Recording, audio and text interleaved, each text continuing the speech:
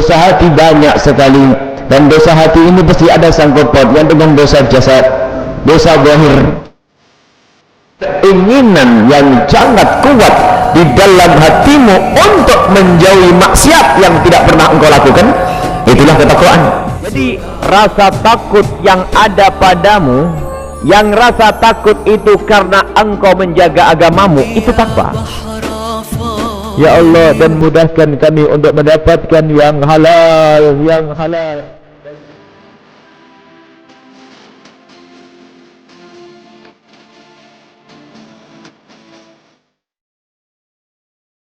Assalamualaikum warahmatullahi wabarakatuh.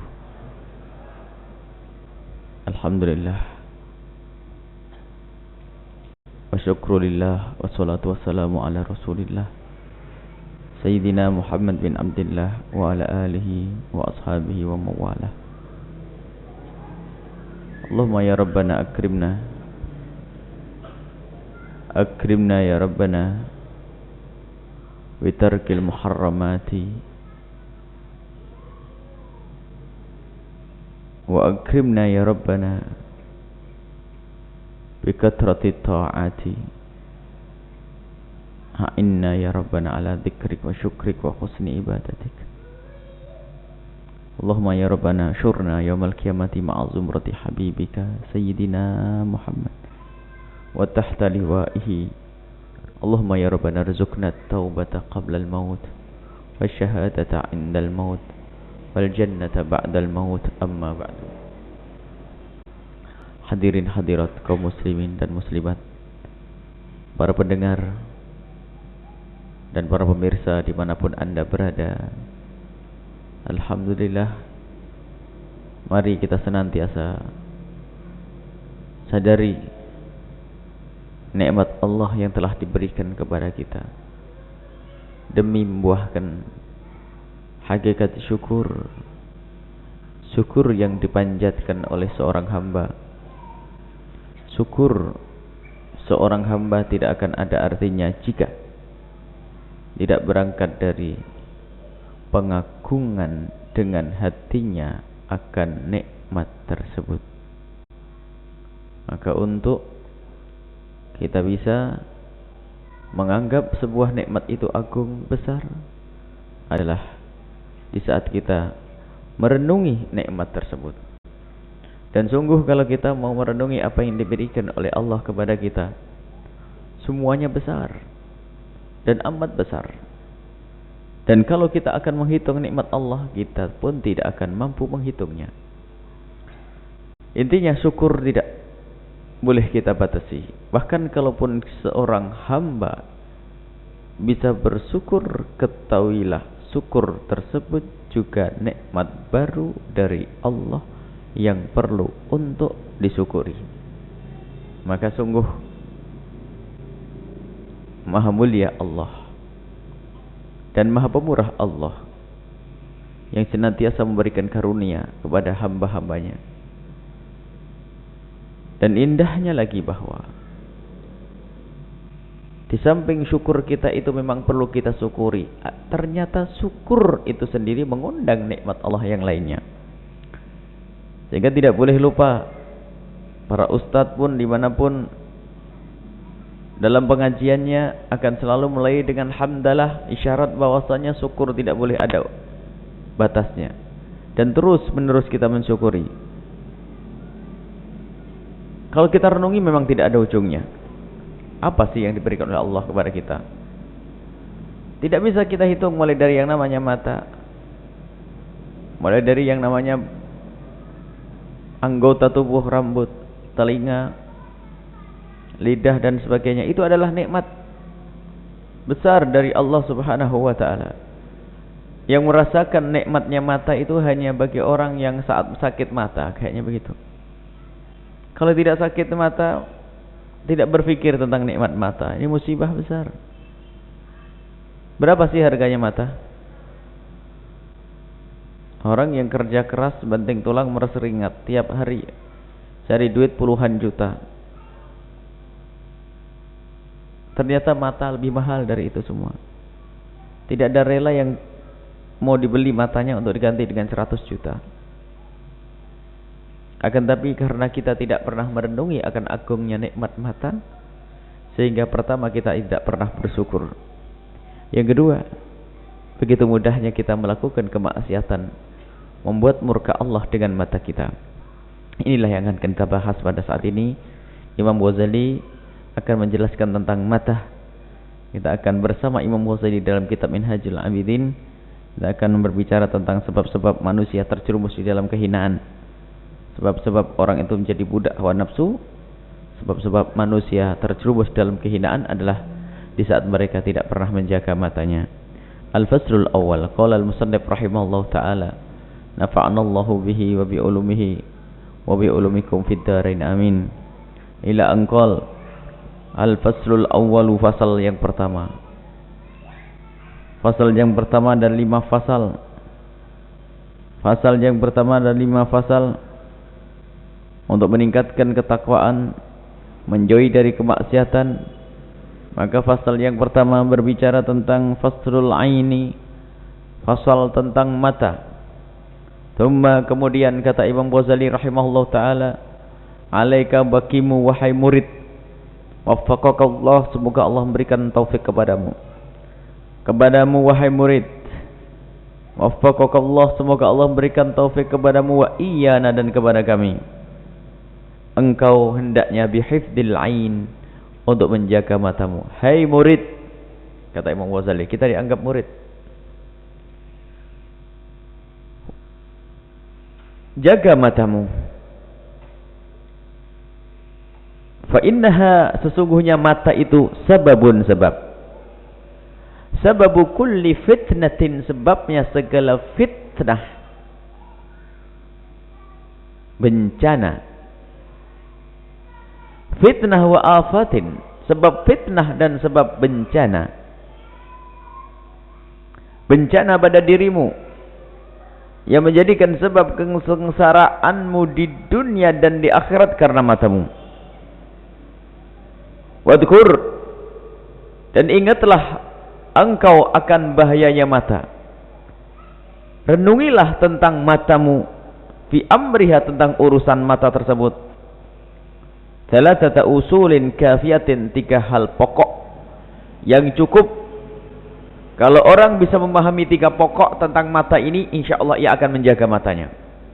Ada 3 hal yang perlu dibahas dan ditajamkan pemahaman kita akan hal tersebut, agar kita bisa benar-benar menjaga mata kita.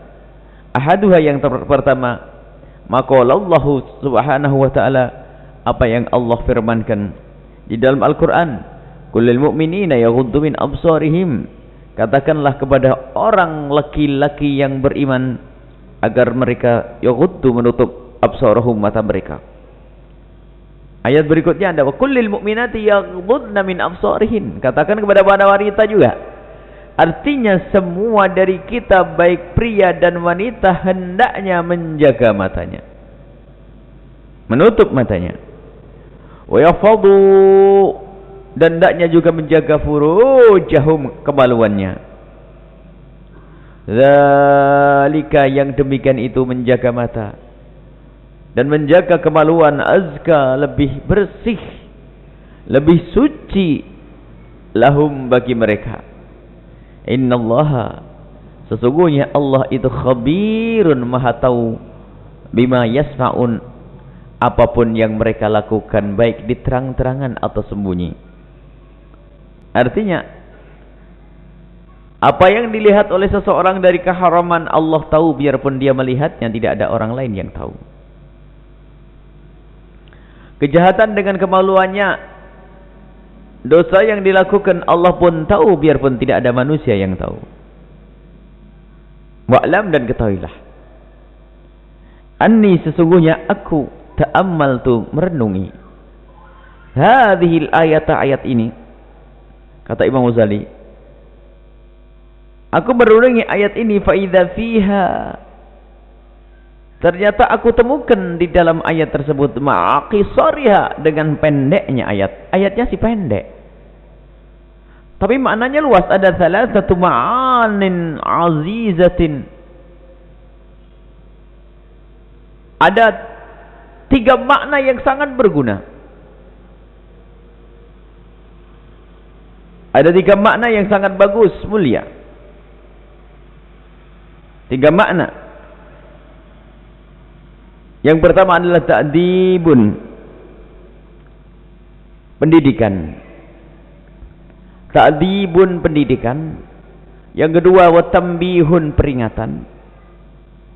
Yang ketiga wa tahdidun, ancaman.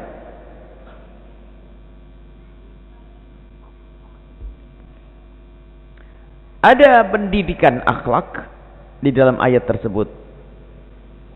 Ada peringatan dan ada ancaman.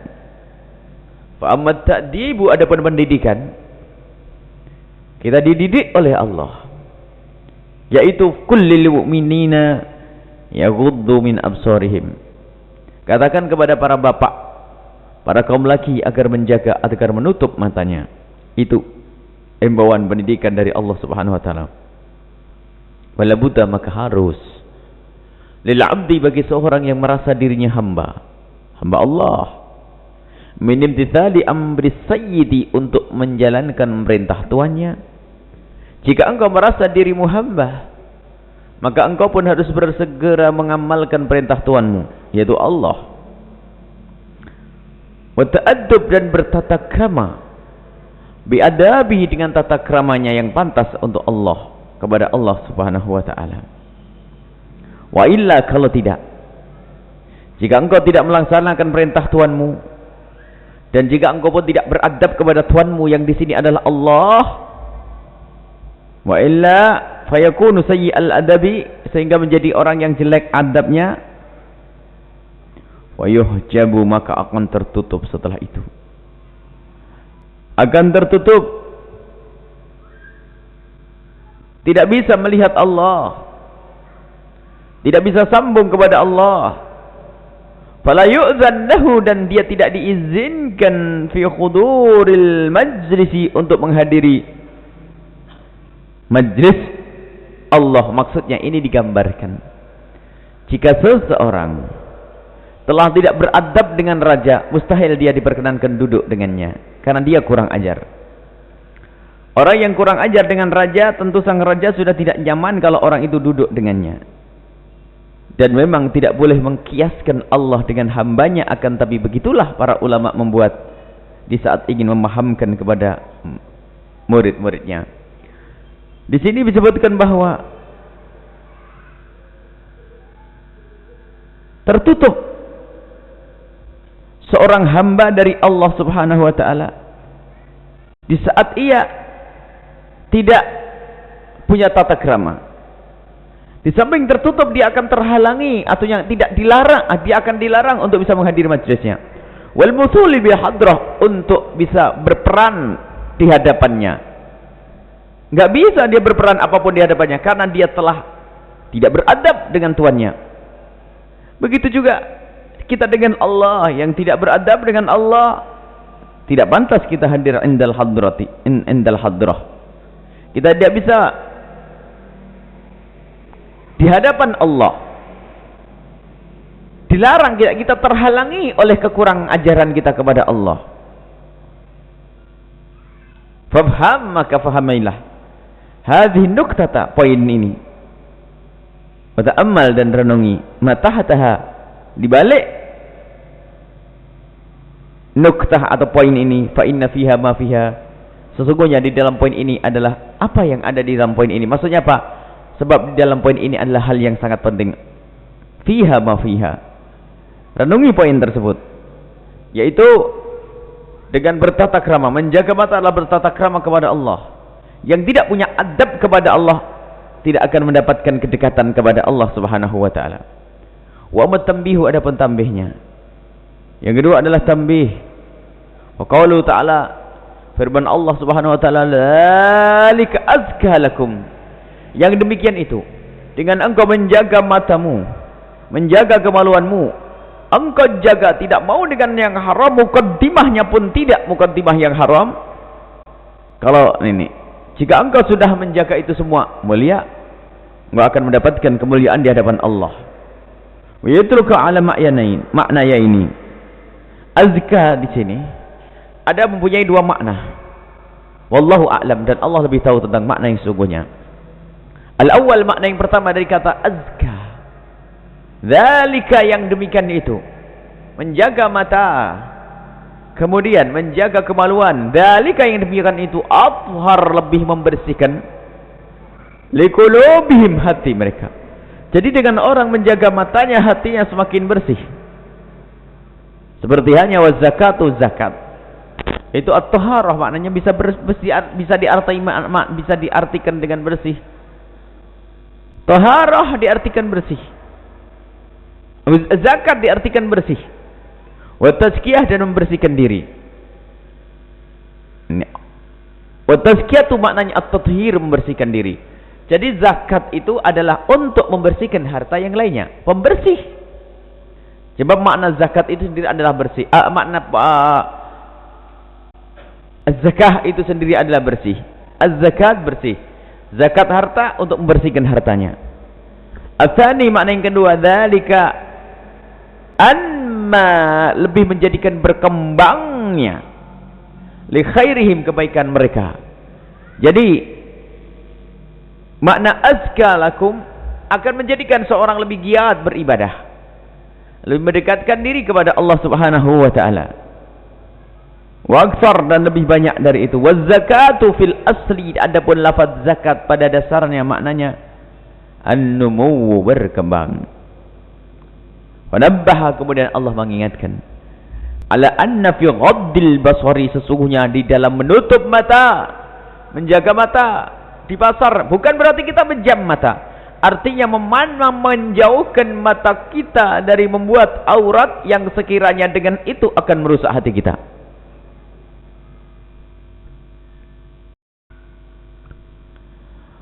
Yang namanya adab ini akan menjadikan seseorang itu akan bersih hatinya. Ala anna fi ghaddil basari, di dalam menutup mata, tathhirul qalbi, membersihkan hatinya yang pertama. Yang kedua, takthirut ta'ati wal khairi, memperbanyak kebaikan dan ketaatan. Jadi buah dari ghaddul basar, subhanallah, semua ayo kita jaga.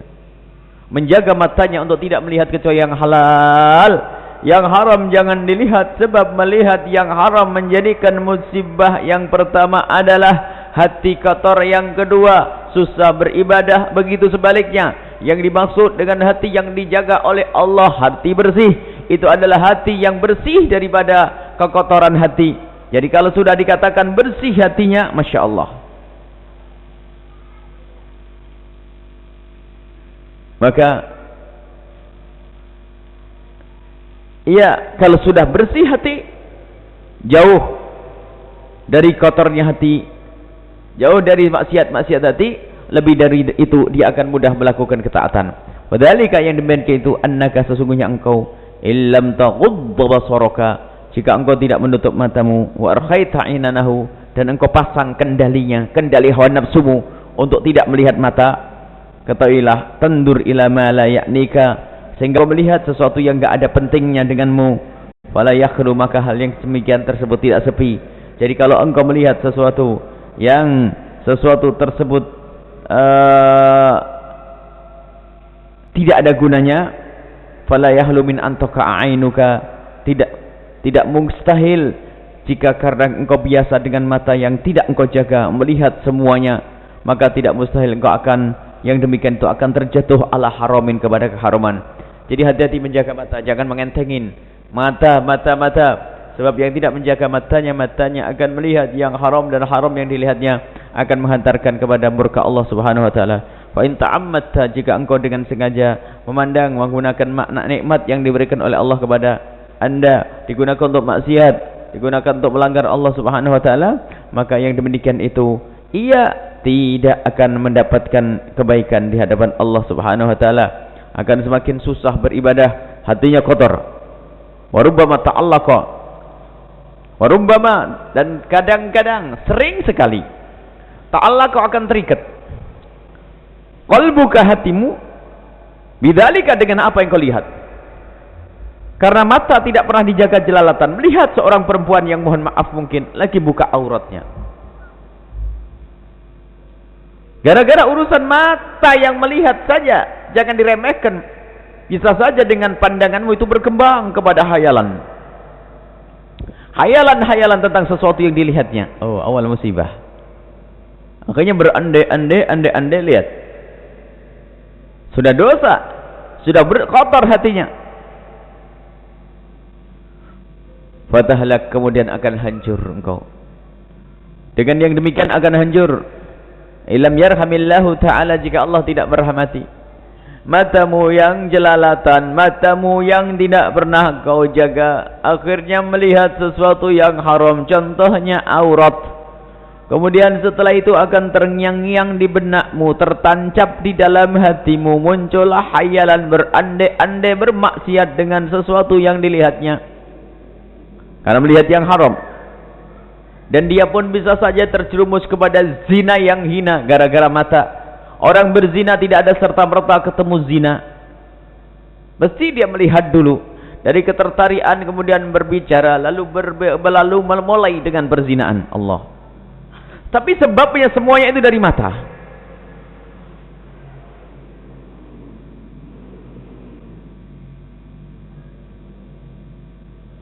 Walaqad ruwiya, dan diriwayatkan, anal abda, sesungguhnya seorang hamba, la yanduru nadrata, sungguh melihat satu pandangan, rubbama yanfallu, setelah itu fiha, dengan pandangan tersebut akan rusak qalbuhu, hatinya. Jadi diriwayatkan ada seorang hamba melihat satu pandangan, yaitu pandangan yang haram, yang dengan ia memandang hal tersebut akan rusak hatinya. Kama yanhalul adimu, seperti rusaknya kulit, fitibahi, di dalam urusan pembuat penyamakan. Jadi kalau kulitnya sudah terlanjur rusak, busuk, maka tidak fala yantafi'u bihi abadan, maka orang pun tidak bisa memanfaatnya abadan, selamanya. Wa in kana mubahan, biarpun itu semua adalah pandangan yang mubah. Jadi kalau pandangan mubah itu digambarkan, kalau engkau melihat dengan pandanganmu itu, bisa saja dengan pandanganmu itu akan menjadi rusak hatimu. Dan kerusakan hatimu itu seperti rusaknya kulit binatang yang belum disamak, akhirnya busuk begitu saja dan alangkah hinanya. Farubbama yashtaghilu qalbuka, barangkali hatimu sibuk dengan yang demikian itu. Faja'aka, kemudian datang kepadamu al-wasawisu, waswas, wal khawatiru, dan lintasan-lintasan yang busuk, bisababihi, gara-gara perlihatanmu kepada sesuatu yang diharamkan. Wala'allaka, bisa saja engkau la tasilu ilaihi, tidak sampai kepada sesuatu yang kau angan-angankan gendang kau lihat. Fatabqa mazghulal qalbi, tapi hatimu tetap sibuk. Seseorang yang tidak pernah menjaga matanya, lihatlah ia aurat seorang wanita yang mohon maaf dengan auratnya yang kebuka, akhirnya masuklah dalam hayalan-hayalannya. Mungkin dia memang tidak bisa berbuat jahat dengan wanita tersebut, karena satu hal, mungkin wanita mulia dia, mungkin wanita yang tidak mudah untuk bisa diajak melakukan kehinaan. Akan tapi hati orang yang sudah melihat kepada keharaman akan terikat kepada keharaman tersebut, akan dibawa kemana-mana, sehingga setelah itu sibuk hatinya mikirin sesuatu yang haram. Kemudian fatabqa, kemudian engkau akan mazhulal qalbi, sibuk hati, munqati'an anil khairi, akhirnya terputuslah dari kebaikan, enggak senang lagi melakukan ibadah. Wa in kunta lam tara dzalika, kalau engkau tidak melihat yang sesuatu yang haram tersebut, mustarihan, kalau engkau tidak melihatnya, maka ketahuilah engkau akan mustarihan, tenang, ala dzalika kulli, dari itu semuanya. Wa fi hadzal makna, sesuai dengan makna ini, dzukira, diriwayatkan, disebutkan an Isa sallallahu alaihi, diriwayatkan dari Sayyidina Isa alaihi sallallahu wasallamu alaihi, iyyakum wan nadhra, awas melihat, fa innaha tazra'u, sebab pandangan akan menanamkan fil qalbi, di dalam hati asyahwat-syahwat. Wa kafa biha, cukuplah dengan syahwat tersebut, li sahibiha, bagi orang yang mempunyainya, fitnatan, fitnah. Jadi cukuplah, fitnah yang paling besar adalah syahwatmu yang ada padamu, hawa nafsumu itu adalah satu yang luar biasa besar ya. Dikatakan di sini adalah fitnah yang amat besar. Wa qala Dhunnun, berkata Dhunnun. Ini sampai di sini saja, insyaallah kita akan lanjutkan pada pertemuan yang akan datang.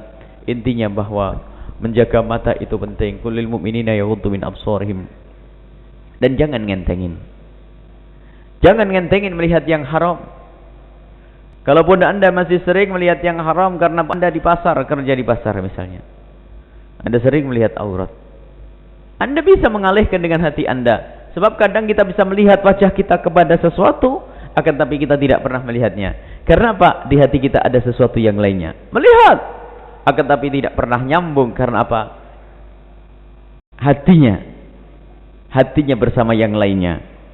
Begitu juga dengan Allah subhanahu wa ta'ala. Yang hatinya dengan selain Allah, bagaimana akan dekat kepada Allah. Yang hatinya tidak kenal Allah, bagaimana dia akan mendapatkan kemuliaan dari Allah subhanahu wa ta'ala. Ini adalah yang bisa kita baca dari Imam Ghazali rahimahullah ta'ala. Jaga matamu, ketahuilah dosa akan diberikan kepada Allah, akan diberikan oleh Allah kepada siapapun yang tidak menjaga matanya. Di antaranya, mata adalah seperti panah.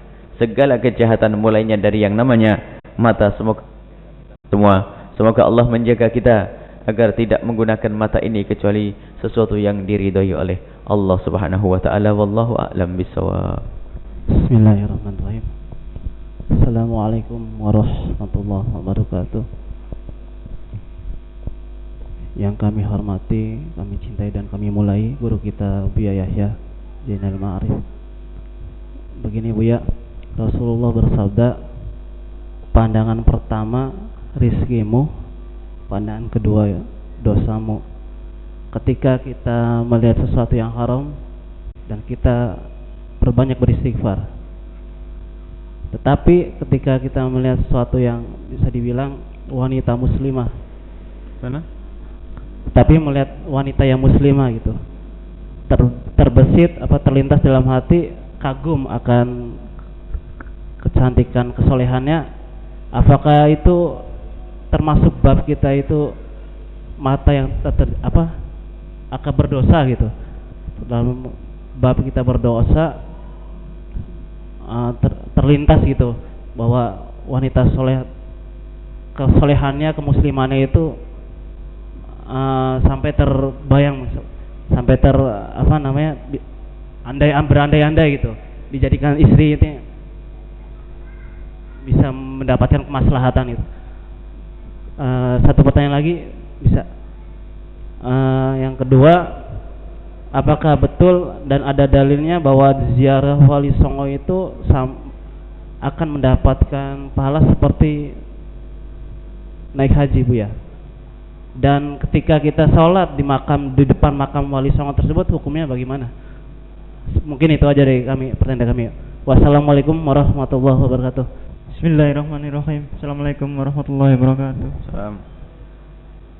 Yang saya muliakan Buya Yahya, saya mau bertanya, andaikan ada sepasang kekasih yang dengan keyakinannya kemudian dia sampai melakukan zina, tapi sampai mereka itu tidak sampai menikah, apa tanggung jawab mereka terhadap suami atau istri mereka masing-masing?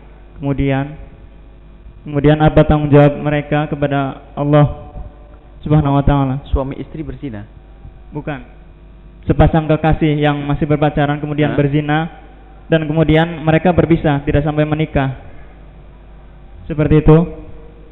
Apa tanggung jawab mereka terhadap pasangan mereka masing-masing yang di kemudian hari, misalnya yang perempuan menikah dengan orang lain karena dia sudah tidak suci lagi, apa tanggung jawab dia terhadap suami? Apakah harus mengakui bahwa dia sudah tidak suci atau bagaimana? Buya, terima kasih.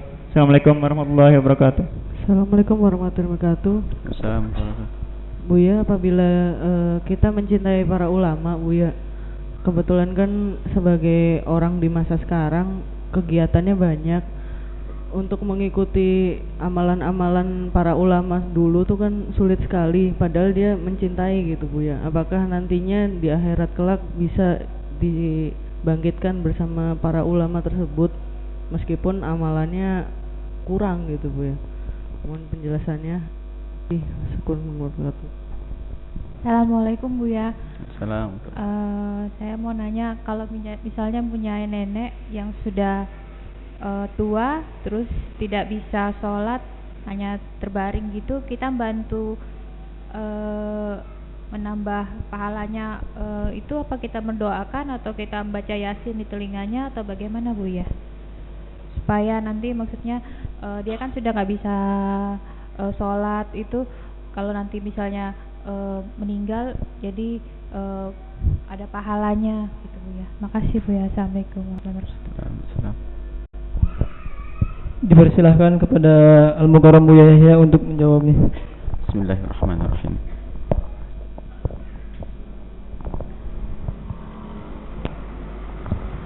Yang pertama adalah menjaga mata. Jika ada seorang laki-laki melihat seorang wanita, kemudian ada ketertarikan di dalam hatinya, lalu untuk menikahinya, apakah ini termasuk pandangan yang menjadikan sebab kotornya hati? Berbeda dengan yang dibahas oleh Imam Ghazali. Kalau ada orang melihat untuk menikah, itu disunnahkan, sebab tujuannya untuk menikah, bukan orang nongkrong di pinggir jalan melihat orang lewat, bukan orang buka jendela lalu ngintip siapa di balik jendela sana, bukan. Sangat beda di sini. Orang yang punya tujuan mulia, atau orang pakai kacamata hitam biar bebas dia lirik sana lirik situ, musibah. Jadi beda. Justru itu yang sangat dianjurkan, bukan termasuk ini. Artinya apa? Ya kalau bukan untuk menikah, dia tidak bakal melihatnya. Jadi dia tergerak, dia saya ingin menikah, umurku umur menikah, dan aku akan memilih. Aku lihat fisik perlu lihat juga, akan tapi akhlak nomor satu. Tapi yang dilihat adalah apa? Yang kita dianjurkan melihat dengan kadar yang cukup untuk memacu semangat nikah kita, itu saja. Dan Allah tahu apa yang ada di hatinya. Apakah dia hanya iseng, aku hanya pengen lihat kecantikannya tok kok. Wah, bebas nih. Lihat sana, lihat sini. Ya. Jadi sangat beda. Kalau Anda melihat seorang wanita, Anda sebagai seorang laki-laki punya tujuan untuk menikah, bahkan ini disunnahkan dan dianjurkan. Dan bukan dosa. Tapi ingat, kapan? Di saat Anda ingin menikah. Jadi saat ada kecocokan, maka Anda tentu itu akan terikat di dalam hati Anda. Tapi terikat di hati Anda yang kebayang bukan perzinaan. Kapan aku segera menikah? Itu yang diinginkan. Sehingga Anda terpacu untuk mempercepat pernikahan, akhirnya Anda mempercepat ibadah dan kemuliaan, dan itu yang diinginkan oleh Rasulullah sallallahu alaihi wasallam. Sangat beda. Yang bermasalah sudah tidak ingin menikah tapi lihat sana sini tersiksa dia. Hatinya kotor, ibadah jauh, ibadah tidak banyak, lihat. Baik, inilah. Jadi bukan. Kalau melihat untuk sebuah pernikahan, itu justru disunnahkan dan dianjurkan. Ad'a lebih dalam sabda Nabi itu, ad'a lebih mengundang hati kita, mengajak hati kita untuk bisa melakukan pernikahan. Jadi itu sangat dianjurkan. Beda ya? Bedanya orang lihat iseng yang enggak ada gunanya. Jadi melihat itu ada yang haram, mutlak haram melihat aurat. Yang kedua adalah melihat yang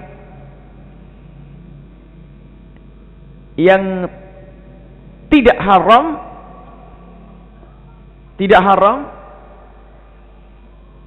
tapi jika tidak dijadikan menjadi haram. Contohnya berpapasan. Lakal ula, kata Rasulullah. Bagimu yang pertama, engkau melihat pertama halal. Melihat seorang laki-laki melihat wanita begini, berpapasan, kelihatan. Lalu terbetik di hatinya, oh cantik. maka jangan dilihat lagi yang kedua. Nah itulah hebat. Tapi kalau lihat lagi yang kedua adalah wa alaikat tsani, dan bagimu yang kedua. Lakal ula wa alaikat tsaniyah, bagimu yang pertama. Yang pertama halal karena engkau berpapasan lihat satu orang. Tapi setelah itu jika kau tengok lagi, maka itu menjadi haram. Karena bukan tujuan untuk menikah. Tapi kalau tujuan untuk menikah, kau boleh mencarinya. Di mana orangnya? Boleh engkau sembunyi ingin melihatnya. Lihat dia. Tapi tujuannya untuk menikah. Dan sungguh indah kalau orang tujuannya mulia. Sehingga kalau melihat wanita tersebut menurutnya cantik, lihat. Kalau menurutnya tidak cantik, akan mudah dilupakannya. Kalau menurutnya cantik, akan memacunya untuk makna cantik sesuai dengan yang keinginan. Kalau cantik, dia akan terpacu untuk segera menikah. Nah, ini adalah karena untuk menikah. Tapi kalau bukan untuk menikah, gak ada itu semuanya. Bisa macam-macam pikirannya, khayalan-khayalan, SMS-an, kenalan, segala macam. Nah, itu iblisnya di sini. Baik, nggak apa-apa. Jadi melihat untuk pernikahan itu adalah halal, bahkan itu disunnahkan dalam syariat kita, syariat Nabi Muhammad SAW. Kemudian tidak benar kalau ziarah wali songo kayak orang melaksanakan ibadah haji itu nggak. Yang jelas ziarah wali adalah dianjurkan, dan mendoakan para wali adalah sunnah, perintah. Kita dianjurkan untuk ziarah. Kuntu nahaitukum an ziyaratil kuburi ala fazuruha. Dilarang untuk ziarah kubur mula-mula. Tapi akhirnya kita diperintah oleh Nabi sallallahu alaihi wasallam, akan tapi di sini bukan perintah wajib. Yang mau ziarah-ziarah, yang tidak. Dan perintah di sini fa innaha tudzakkirukumul maut, tujuannya adalah agar kita semakin ingat akan kematian kita sendiri. Kemudian setelah itu kita bisa membaca bertawasul di tempat tersebut, dan itu juga salah satu pendidikan yang mulia dari Nabi sallallahu alaihi wasallam. Biarpun ada orang yang mencoba mengingkari, akan tapi orang yang mengingkari tawasul kepada orang yang telah tawasul dengan orang yang telah meninggal dunia, ini bertentangan dengan kebiasaan para salafun saleh dari masa ke masa, termasuk tawasul kepada Nabi sallallahu alaihi wasallam. Jadi adapun riwayat tentang seperti haji, itu tidak pernah ada tentang ziarah kubur para wali. Tapi mencintai para wali, mencintai para ulama, itu kunci keselamatan. Dan bisa saja pahalanya lebih gede dari haji. Cuman yang dikatakan seperti haji tidak pernah kita dengar yang demikian itu. Cuman kalau Anda ziarah kepada para wali, para aulia, karena kecintaan Anda, tentu kecintaan kepada ulama itu adalah sesuatu yang sangat mulia, sehingga akan menjadikan pahalanya lebih gede daripada haji dan sebagainya. Bahkan orang bisa sempurna hajinya kalau memang ada di dalam hatinya keterikatan kepada ulama. Sehingga dengan keterikatan kepada ulama akan dengar fatwanya, akan dengar petuahnya, dengar bimbingan dan nasihatnya, itulah yang menjadikan sempurna ibadahnya. Baik, seorang yang telah berzina, semoga Allah menjaga kita semua dari zina, amin. Kemudian setelah itu ia tidak menikah, dan memang sebaiknya semacam itu. Seseorang yang sudah terjerumus zina dengan seorang wanita, maka dihimbau agar tidak menikah dengan yang pernah dizinai. Karena apa? Ia akan melihat aib pasangannya, biarpun berzina dengannya. Dan kalau dia dihimbau untuk menikah dengan selain yang dizinai dan yang menzinai, setelah menikah dengan orang yang tidak menzinai dan yang tidak dizinai, maka kewajiban apa saat itu? Kewajibannya adalah berperan sebagai orang suci dan tidak boleh bercerita tentang masa lalunya. Haram, dan itu adalah manusia busuk, bukan saja busuk tapi hina, bukan saja hina tapi dungu, goblok dan bodoh. Ini banyak wanita bodoh yang pernah kami ceritakan. Suatu ketika kejadian di kota kita ini, menikah dengan seorang laki-laki, setelah sebulan, 2 bulan, 3 bulan, amat tersanjung dengan kebaikan sang suami. Tersanjung dengan kebaikan sang suami sehingga ia tidak tahan. Sehingga di bulan yang ketiga tiba-tiba sang istri menangis dan memeluk suami dan berkata, "Abang, sungguh aku ini tidak pantas jadi istrinya abang." "Ndak, adik baik kok." "Abang, sungguh aku tidak pantas." "Kenapa? Engkau baik. Selama ini aku merasa puas denganmu. Aku senang denganmu. Pelayananmu baik. Bagus, engkau baik istriku." "Tidak abang, justru itulah abang, aku merasa tidak sebanding. Abang baik denganku, tapi aku." "Kenapa?" "Abang, kalau aku terus terang kira-kira abang marah dengan aku, masih menerima aku." Ya aku terima dong kamu istriku kok. Ini kejadian di Cirebon. Ya tentu aku terima sebab engkau adalah istriku. Bener abang. Ya. Sungguh abang aku selama ini kepikiran, terus aku merasa khianat dengan abang kalau aku tidak cerita. Kenapa sih dek? Akhirnya wanita tersebut bercerita, abang, dulu sebelum aku menikah dengan abang, waktu SMA, aku pernah melakukan zina. Seketika itu sang suami memeluknya, dan ternyata itu pelukan terakhir. Setelah itu dicerai karena dia adalah perempuan hina menurutnya. Dan memang itu kebodohan. Banyak wanita bodoh yang pernah terjerumus di dalam kehinaan. Tutuplah aib itu, dan biar saja hanya Allah yang tahu. Tidak perlu tahu, tidak bapak, bukan tidak ibumu, tidak suamimu, tidak siapapun, dan Nabi pun tidak perlu tahu. Nabi ada orang ngadu, ya Rasulullah aku telah jatuh zina. Barangkali kamu cuman pegang-pegang. Ya Rasulullah aku telah berzina. Barangkali bukan ciuman. Cuman nggak paham ini. Maksudnya untuk nutupi. Makanya perlu menghadiri majelis yang mulia. Siapapun yang ada di luar sana yang pernah terjerumus dalam kehinaan zina, tutup dan berperanlah engkau sebagai wanita mulia atau laki-laki mulia, sehingga akan dimuliakan oleh pasanganmu. Kalau dia tahu engkau pernah berzina, ketahuilah wahai wanita, dia akan menghinakanmu. Bahkan godaan setan semakin kuat sehingga suatu ketika akan berkata, jangan-jangan melakukan lagi istrimu itu, jangan-jangan melakukan, sehingga akan mengganggu keharmonisan dalam rumah tangga. Tutup, ini kewajiban yang harus dilakukan. Tidak boleh bercerita. Nanti bohong. Bohong kepada siapa? Pasanganku. Bukan urusannya untuk tahu tentang hal ini, sebab ini dosamu dengan Allah, bukan dosamu dengan manusia. Ini yang harus, ini ilmu yang jarang dihadirkan itu. Tutup aib. Menutup aib dirinya sendiri untuk mencapai kemuliaan. Cuman tidak semua orang bisa, cuman tidak semua orang ngerti. Permasalahannya tidak semua orang menghadiri majelis mulia, dan tidak di setiap majelis mulia dibicarakan kayak begini ini. Tutup. Maka jangan mau menikah dengan siapapun yang menzinaimu. Karena apa? Dia tahu kekuranganmu.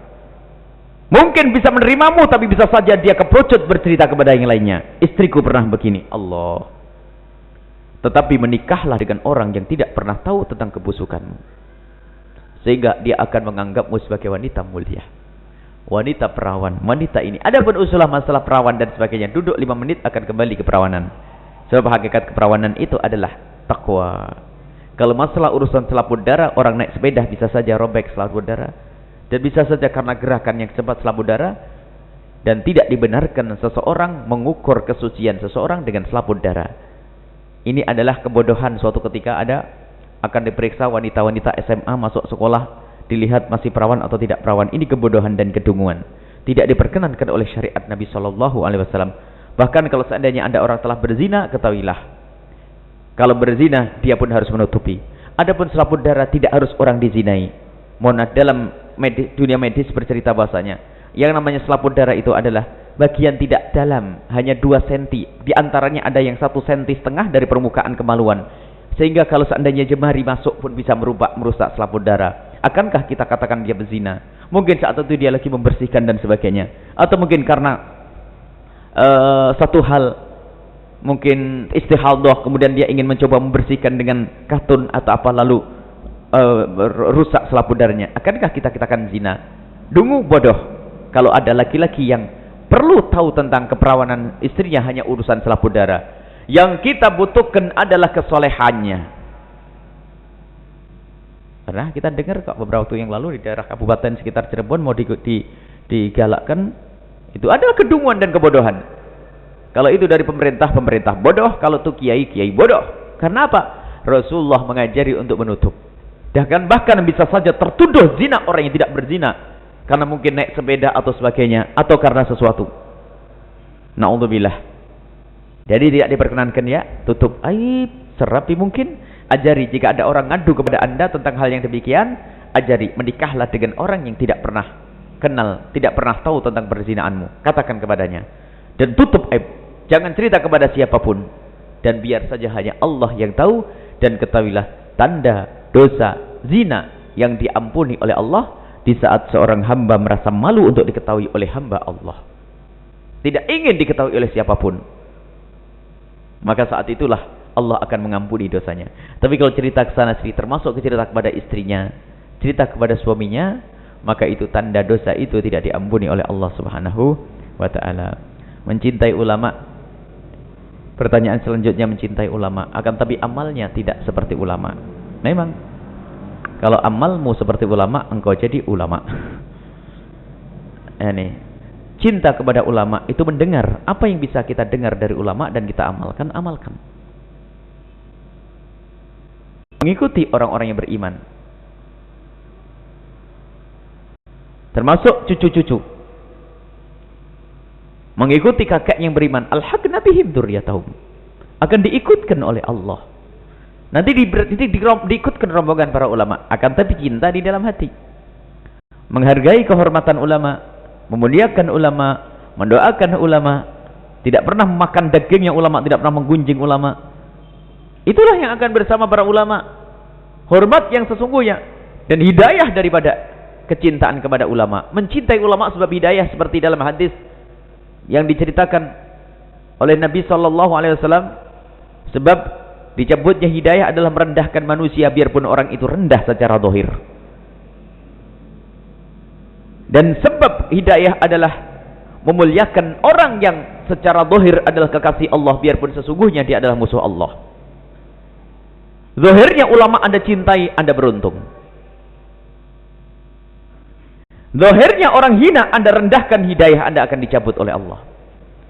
Maka cintailah sesuai dengan husnudzonmu, itu ulama, aku wajib mencintainya.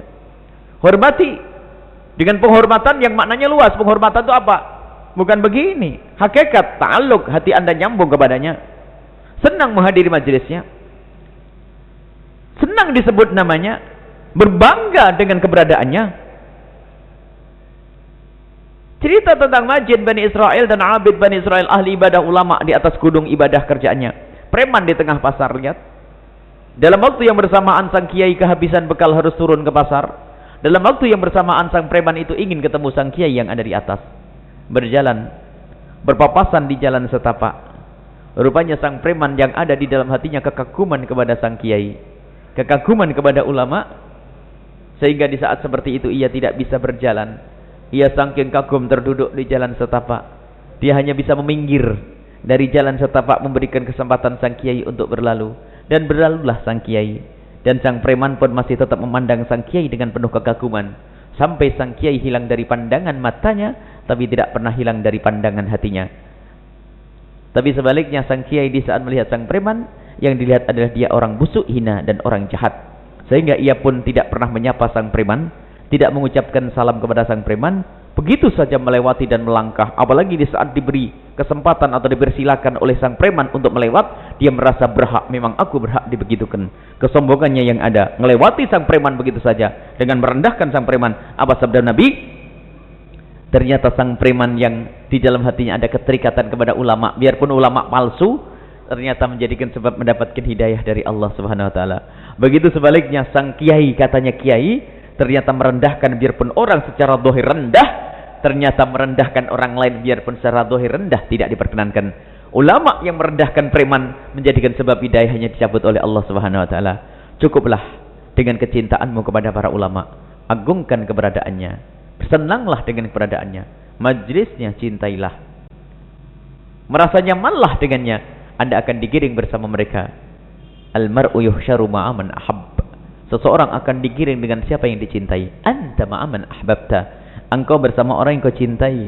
Yang gandrung dengan tuh, yang suka jagat-jagat setengah badan bajunya, akan digiring bersamanya. Akan tapi gandrung cinta kepada ulama akan digiring bersama ulama biarpun tidak punya amal seperti ulama. Baik, ini saja. Kemudian masalah nenek yang sakit atau kakek yang sakit. Apa yang seharusnya dilakukan oleh seorang cucu? Ketahuilah, banyak kelalaian orang sehat daripada keluarga terhadap kakek, nenek, bapak, ibu yang sakit adalah merawat secara benar. Merawat secara benar itu bagaimana? Bukan merawat jasadnya saja. Banyak orang mempunyai seorang ibu sakit, dengan sukarela ia membiayai biaya untuk pengobatan ibunya puluhan juta. Untuk mengembalikan kesehatan fisik ibundanya. atau ayahandanya atau kakek neneknya biaya puluhan juta agar fisiknya yang benar. Akan tapi alangkah banyaknya orang yang lalai untuk membenahi amal ibundanya yang sakit demi akhiratnya nanti. Semestinya wahai anak yang baik, jika engkau bisa membiayai ibumu puluhan juta untuk kesembuhan jasadnya, semestinya engkau harus persiapkan bisa menggaji orang agar membimbing sholat ibunya. Jadi tugas yang perlu dilakukan terhadap kakek nenek itu apa? Membimbingnya untuk sholat. Jangan katakan tidak bisa sholat. Tidak ada orang yang boleh meninggalkan sholat selagi akalnya masih ada, kecuali orang itu pikun yang sudah tidak bisa diajak komunikasi atau gila. Kalau sudah begitu pikun dan gila, pikun balik seperti anak-anak, tidak wajib sholat, tidak wajib puasa. Pikun maksudnya nggak ngerti, pokoknya nggak paham ayat bacaan, nggak ngerti, hilang akalnya, kembali seperti anak-anak, tidak wajib. Tapi kalau masih ada akalnya, wajib bagi seorang cucu, seorang anak untuk membimbingnya sholat. Dan sholatnya sangat mudah. Sholatnya adalah sangat mudah jika ia bisa berdiri, kalau nggak bisa duduk, kalau nggak bisa duduk berbaring, nggak bisa baring telentang, nggak bisa telentang asal saja bagaimanapun terserah. Dan terakhir adalah dengan mengisyaratkan dengan pelupuk matanya. Kalau tidak bisa mengisyaratkan dengan pelupuk mata, isyarat dengan hatinya. Dan mengisyaratkan dengan hati ini tugas yang sehat membimbingnya. Bimbing dia sholat, ibu sholat. Sampai sebagian ulama mengatakan sholatlah di sampingnya dan katakan aku lagi sholat duhur. Dia akan melihat dan katakan tiru, ikuti aku sholat duhur. Dia akan membayangkan sholat duhur untuk dirinya sendiri kalau dia ngerti pendidikannya. Maka itu sudah cukup kewajiban bagi seorang anak. Jangan dibiarkan kadang seorang anak menjaga ibundanya yang sakit karena terlalu lama sakit, jenuh. Akhirnya dinyalakan televisi di depan ibundanya sambil dia nonton sinetron. Pas ibunya ngelirik sinetron, mati. Durhaka itu anak. Ibunya mati nonton sinetron, musibah. Hati-hati. Zikir. Jadi bertanya, apakah aku dengan membaca Yasin? Bagus, membaca Yasin di saat tidak sholat. Tapi waktu sholat, ajari sholat. Dan sangat mudah. Kalau anda tidak bisa bayar 1 juta orang per bulan untuk ngajari sholat, dan sholatnya orang sakit boleh dijamak, ayo 3 kali, kira-kira mau ndak kalau orang digaji untuk mengajari sholat ibunya 1 juta? Banyak yang mau. 1 bulan 1 juta. Masuk rumah sakit 10 juta itu 1 bulan nggak boleh. Urusan fisiknya saja puluhan juta, tapi urusan rohnya tidak pernah dipikirkan. Ini anak-anak yang soleh harus berpikir tentang keselamatan ibundanya. Hadiah istimewa buat bapak ibu yang akan meninggal dunia adalah engkau dekatkan kepada Allah. Datangkan orang untuk senantiasa membaca Al-Quran di kiri kanannya. Suaranya yang indah merdu. Kemudian saat itu ibu ikut mendengar, dan di saat mendengar dicabut nyawanya, ketahuilah ini anak yang paling berbakti kepada ibunya. Diperdengarkan Al-Quran. Main gitar, dengar musik, dar.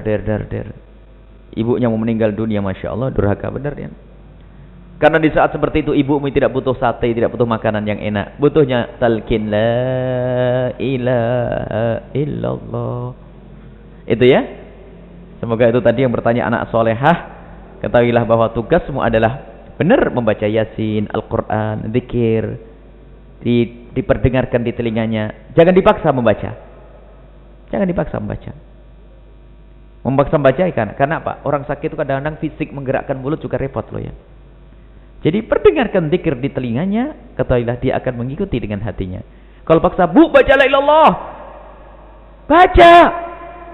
Apa? Akhirnya mudah baca.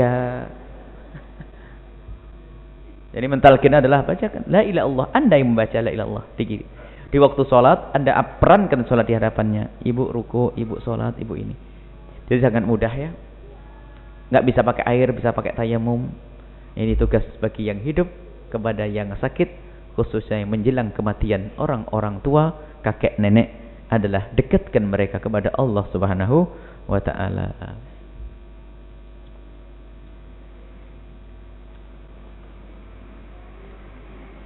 Saya itu mau tanya, kenapa setiap di sini saya mesti ngantuk? Itu loh. Saya tidak, di sini pasti ngantuk ini. Banyak kutunya kalau orang dulu ya. Banyak kutu di kursinya ini, banyak kutunya. Untuk pamali lagi sih. Udah ngantuk karena mungkin terlalu capek. Saya kalau Sabtu pagi biasanya kegiatan padat, capek, mohon maaf. Cuman kami heran, pasti kami ngantuk. Tadi sudah mulai hilang-hilang. Mohon maaf kadang-kadang kalau nggak nyambung kalimatnya itu, semoga dimaafkan. Semoga Allah maafkan kami. Pertanyaan. Ada satu lagi apa? Sholat di makam. Kenapa sholat di makam?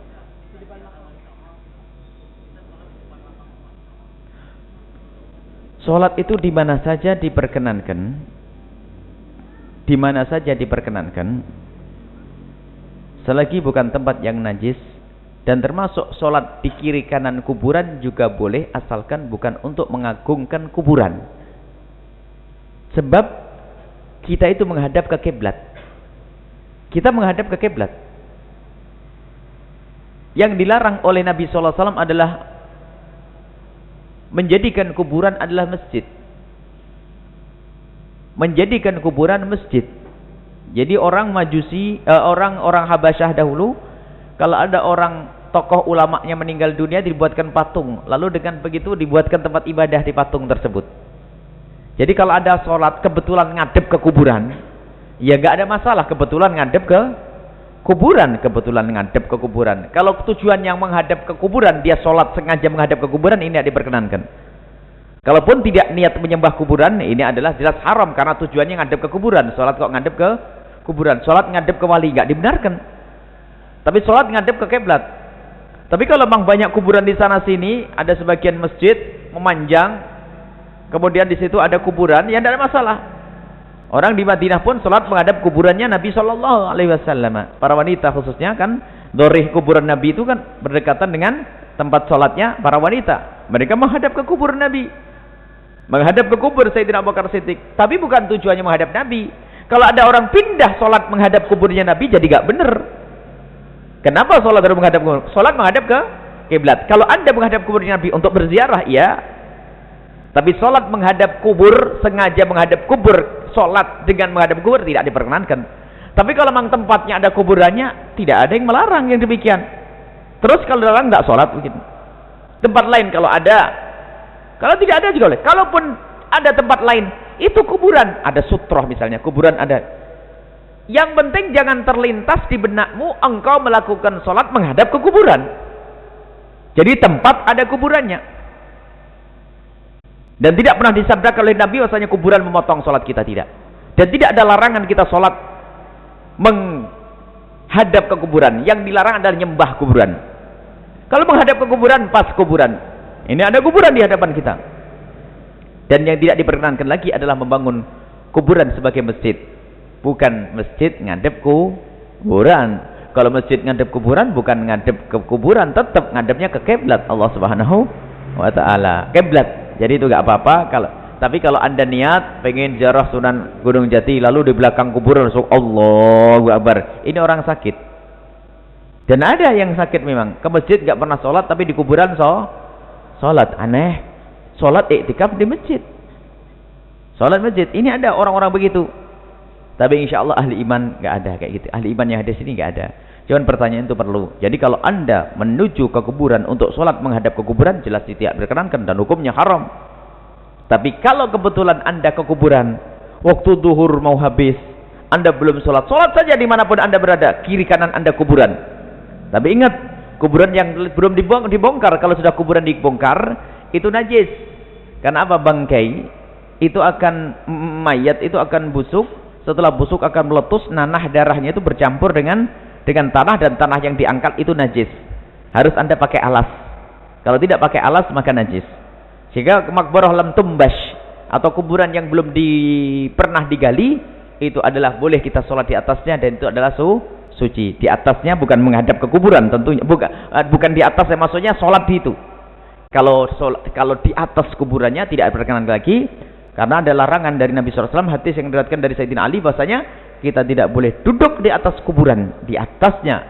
Dan kita tidak boleh duduk di atasnya, berdiri di atasnya. Di atasnya itu apa sih? Kalau seandainya kejeblos, anda akan nginjek jenazah tersebut. Selagi tidak, maka itu bukan atasnya. Jadi atas mayat itu, atas kuburan itu, kalau seandainya jeblos, blus, kaki Anda akan masuk kena ke kuburan. Itu yang tidak diperkenankan dan itu hukumnya haram. Sampai Sayyidina Ali berkata, seandainya aku harus dari Sayyidina Ali, seandainya aku harus duduk di atas bara itu lebih bagus daripada aku harus duduk di atas kuburan. Baik, ini saja insyaallah.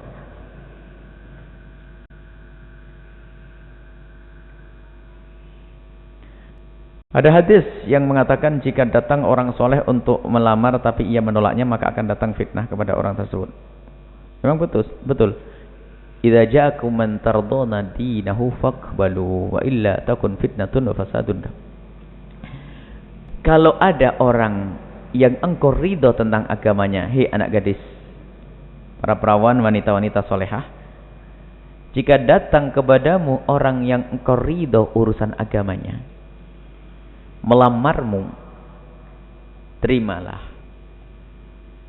Jika tidak kau terima, maka akan terjadi fitnah besar untukmu dan akan sebab kerusakan.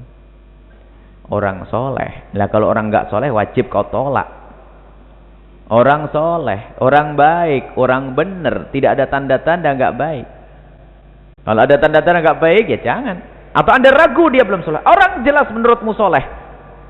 Sebab apa? Kalau seorang wanita menolak orang soleh, itu hatinya yang kotor. Orang soleh kok ditolak? Semua rindu orang soleh. Ada orang soleh kok ditolak? Nah itu. Jadi hadis begitu. Jadi kalau ada orang soleh yang datang kepadamu, soleh itu maknanya apa?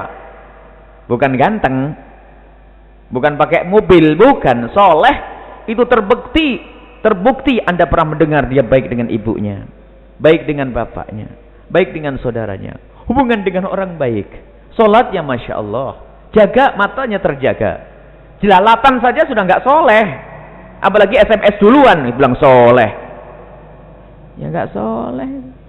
Belum apa-apa bilang aku padamu sayang, ya soleh apanya, toleh. Ya nah. Jadi kalau idza ja'akum man tardawna dinahu faqbalu, hei para bapak, para wali, kalau ada orang soleh, orang yang kau rela urusan agamanya, datang kepadamu melamar putrimu, terima urusan agamanya. Biarpun setelah itu ada pertimbangan lain, diperkenankan oleh Rasul SAW setelah agamanya, boleh dipertimbangkan 3 unsur yang lainnya, 3 sebab yang lainnya, tentang ketampanannya, tentang kekayaannya, dan tentang perilaku-perilaku kesehari-hariannya, hasab atau nasab juga. Tetapi yang paling penting adalah agamanya. Kalau sudah orang menolak kesalahan, dia sih soleh orangnya, ya kan?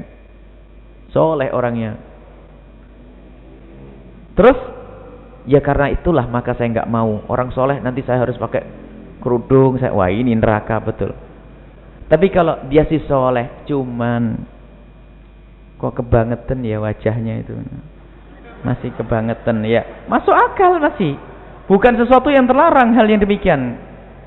Karena ada masalah itu penting juga, karena masalah urusan suka tidak suka. Tapi kalau dia, kenapa kok nggak mau? Orang begitu ribet, nanti banyak aturan, kan begitu ya. Nanti harus begini, harus begitu, nggak boleh keluar rumah, ini, nggak boleh kerja macam-macam ini. Sudah kerja aja sana. Wanita mau dimuliakan nggak mau. Jadi ini, jadi maksudnya ada orang baik datang kepadamu, tidak kau terima. Baik itu maknanya apa? Kesolehan tersebut. Jadi yang akan jadi fitnah adalah jika ditolak karena kesolehannya. Tapi kalau ditolak karena unsur lain, soleh sih, aku pingin punya anak soleh, cuma itulah tadi itu. Sebanding anakku putih, kok dia misalnya gitu. Ya mungkin masuk. Apakah itu boleh? Masalah apa? Tungkahul mar'atu li arba'in, li jamaliha, wa li maliha, wa li hasabiha, wa li dinha. Itu pertimbangan-pertimbangan. Akan tapi jika bandingannya itu 2, ganteng jahat, soleh welek, ayo pilih mana? Pilih ganteng yang soleh ini. Nggak ada pilihannya di sini, 2 tok ini. Nah, ganteng jahat, nggak bener. Jelek soleh. hatimu, lihat orang ahli iman, pilihan di dunia ini nggak ada lagi kecuali dua orang ini, anggap saja gitu loh maksudnya. Pilih mana yuk? Soleh yang jelek, ya itu iman masih. Biarpun ganteng jadi pertimbangan, tapi tidak boleh lalu mementingkan. Karena banyak fitnah, musibah gede adalah apa? Seorang tua menikahkan putrinya, penting banyak duitnya. Yang penting kaya, sudah nggak peduli urusan kesolehannya. Itulah musibah, fasadun kabir, bener ini. Akan terjadi kerusakan banyak. Yang penting kaya. Yang penting kah? Kok yang penting kaya? Kalau kaya soleh, alhamdulillah, bener itu. Kaya soleh. Tapi apa? Ada soleh melamar tidak diterima, bukan namanya soleh. Orang soleh, soleh seneng nanti soleh. Ada orang soleh melamar tidak diterima. Ada orang kaya melamar diterima. Kayanya tidak soleh, solehnya tidak kaya. Solehnya ditolak karena tidak kaya. Yang kaya diterima padahal tidak soleh. Ini adalah bakal bencana itu. Karena apa? Jelas dia mementingkan urusan dunianya. Dia menjerumuskan putrinya. Sehingga disebutkan man zawaja karimatahu bifasikin faqad qata'a rahimaha. Kalau ada seorang bapak atau seorang saudara menikahkan saudarinya, atau seorang bapak menikahkan putrinya dengan orang yang tidak kenal agama, memutus tali persaudaraan. Faqad qata'a rahimaha. Hati-hati. Karena apa? Dia akan jauh dari agama juga. Terpisah di dunia dan di akhirat. Punya cucu 5 jadi penjahat semuanya. Pisah dari kakeknya. Allah. Agama tolong ya. Nomor 1. Itu maknanya. Semoga Allah memberikan kepada kita pemahaman yang benar. Dan semoga semuanya mendapatkan pasangan orang soleh. Yang secara lahir batin juga baik. InsyaAllah lahir dia baik. Dan semoga dimudahkan untuk mencari kemuliaan di dunia dan di akhirat. Baik. Sampai di sini saja. Jangan lupa bahwasanya besok pengajian Ahad pagi di Majlis Al-Bahjah. Dan jangan lupa SMS, kabarkan, beritakan kepada siapapun yang Anda kenal dan tidak Anda kenal. Anda suka dan tidak suka berita tentang Majlis Al-Bahjah tahunan, majlis besar, majlis silaturahmi. Akan bertemu di tempat itu para jamaah dari berbagai penjuru daerah tanggal 1 Rabiul Awal atau 13 Januari. Jangan sampai ketinggalan. Anda bawa teman-teman, bawa sanak saudara, keluarga. Dengan tujuan apa? Semoga dengan kehadirannya nanti akan bisa istiqomah. Mungkin Anda punya saudara yang susah diajak ngaji. Semoga dengan hadir di acara tahunan tersebut tergerak hatinya, akhirnya jadi ngaji. Dan ngajaknya pun enak. Kalau Anda ajak ngaji biasa ini repot mungkin. Tapi kalau ada abang yuk tahun sekali kok majelisnya, nggak apa-apa dah, yang penting hadir tahunan. Nanti akan datang. InsyaAllah setelah itu dia akan senang menghadiri majelis mulia. Mulai jam 7 pagi sampai jam 10 atau 11 pagi. InsyaAllah di situ akan ada zikir, ada macam-macam. InsyaAllah, dan paling tidak di situ ada silaturahmi bersama dan doa bersama. Semakin banyak umat, semakin banyak jamaah, akan semakin mudah dikabul doa kita oleh Allah Subhanahu wa ta'ala. Ini saja, mari kita tutup dengan doa bismillahirrahmanirrahim. Ya, ini pengumuman untuk tanggal 13 Januari. Bismillahirrahmanirrahim. Alhamdulillahirabbil alamin. Allahumma shalli ala sayyidina Muhammad wa ala ali sayyidina Muhammad. Allahumma arhamna wa la tu'adzibna wansurna wa la takhdzulna wa afina wa la tumritna wa akrimna wa la tuhinna wa athirna wa tuthir alaina innaka ala kulli syai'in qadir. Allahumma ya Allah, muliakan kami di dunia dan di akhirat. Muliakan diri kami, muliakan keluarga kami, muliakan masyarakat kami, muliakan kami ya Allah di rumah tangga kami. Ya Allah, muliakan kami di masyarakat kami. Ya Allah, wujudkan keindahan dalam rumah tangga kami, dalam masyarakat kami. Jadikan kami hamba-hambamu yang saling mencintai karenamu, saling menghormati karenamu, saling menghargai karenamu. Ya Allah, jadikanlah pergaulan kami dengan sesama kami hanya karenamu. Dan sungguh Engkau lah yang merubah-rubah hati hamba ya Allah. Engkau yang merubah hati kami. Jadikan hati kami adalah hati yang senantiasa rindu keridhaan-Mu. Ya Allah, mudahkan segala urusan kami ya Allah. Urusan kami, hajat kami banyak Engkau Maha tahu ya Allah. Hajat kami yang paling besar, yang paling penting adalah pengampunan-Mu ya Allah. Mata kami, ampuni dosa-dosa mata kami yang sering melihat yang haram ya Allah. Sering melihat yang haram. Dan dari mata inilah segala kemaksiatan kami lakukan. Maka kami mohon di kedepan hari jaga mata kami dari melihat yang haram, dan ampuni jika ada di antara kami mempunyai mata yang sering digunakan untuk melihat yang haram, maka hentikan itu semua dengan kasih sayang-Mu ya Allah. Hentikan dengan kasih sayang-Mu dan bencikan kami kepada keharaman, dan jauhkan kami dari melihat yang haram. Jika Engkau sudah menjauhkan kami dari melihat yang haram, tidak ada yang bisa menyodorkan keharaman kepada mata kami Allah. Engkau pelindung mata kami, Engkau yang menjaga mata kami, dan Engkau tahu tubuh kami semua ya Allah. Dan mudahkan urusan semua yang hadir, yang belum menikah, mudahkan mereka untuk mendapatkan pasangan orang yang Kau ridhai, yang Kau cintai, yang menjadikan sebab mereka kebahagiaan mereka di dunia dan di akhirat. Dan berikan kepada kami semua keturunan anak yang soleh-solehah, yang dibanggakan oleh kekasih-Mu Nabi Muhammad. Ya Allah, jauhkan kami dari segala kehinaan dan kemaksiatan. Jauhkan kami dari maksiat zina. Jauhkan kami dari maksiat zina. Jauhkan kami dari maksiat zina. Dan jauhkan kami dari zina. Dan jika ada di antara hamba-Mu ada yang pernah terjerumus dalam zina, kami mohon ya Allah, bantulah ya untuk menutup aibnya ya Allah. Bantulah ia untuk menutup aibnya ya Allah. Tutup aibnya ya Allah di dunia, sehingga di dunia tetap mulia ya Allah, mulia di keluarganya, mulia di masyarakatnya, dan tutup aibnya kelak di akhirat hingga tidak Kau siksa. Bencikan kami semua kepada zina ya Allah. Mudahkan segala, lapangkan rezeki kami ya Allah. Lapangkan rezeki kami, dan bagi yang sudah Kau lapangkan rezekinya, yang sudah Kau lapangkan rezekinya ya Allah, tambah keberkahan dalam rezekinya, dan mudahkanlah ya Allah untuk menggunakan rezekinya untuk kemuliaan ya Allah. Untuk mudahkan ya Allah orang tersebut untuk menggunakan rezekinya untuk kemuliaan. Jangan sampai ya Allah harta yang Kau berikan itu ya Allah akan menjadi beban nanti setelah mati, karena ia tidak pernah berbuat baik dengan hartanya. Jadikanlah harta yang mereka miliki, yang telah Kau berikan kepada mereka, harta yang menjadikan sebab mereka masuk surga-Mu ya Allah. Jadikan yang kaya-kaya ahli surga, jadikan yang kaya-kaya ahli surga ya Allah. Dan siapapun yang telah berjuang bersama kami, limpatkan Allah, berikan keikhlasan kepada mereka, lipat gandakan harta mereka, berikan keberkahan dalam rumah tangganya ya Allah. Jauhkan kami dari rezeki yang haram, jauhkan kami dari harta yang haram. Jika ada di antara yang hadir mempunyai pekerjaan yang haram, rezeki yang haram, kami mohon ya Allah, gantilah dengan yang halal yang lebih banyak, lebih berkah ya Allah.